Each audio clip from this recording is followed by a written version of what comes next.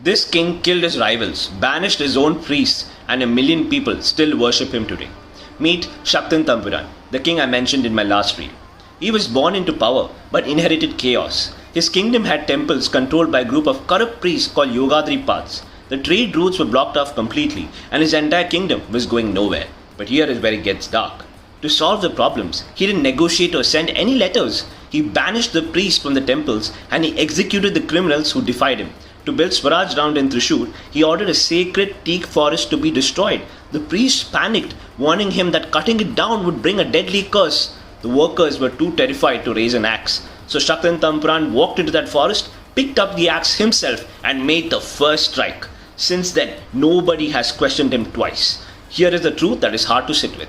The things that made him dangerous, his decisiveness, refusal to wait for permission and making powerful enemies are the same traits that built a 200-year legacy, the Thrissur Pooram. Most leaders fail not because they lack vision, but because when the moment comes to make the hard call, they hesitate. Shaktan never had that problem. If Shaktan was a CEO today, imagine, would he build an empire or would HR fire him on day one?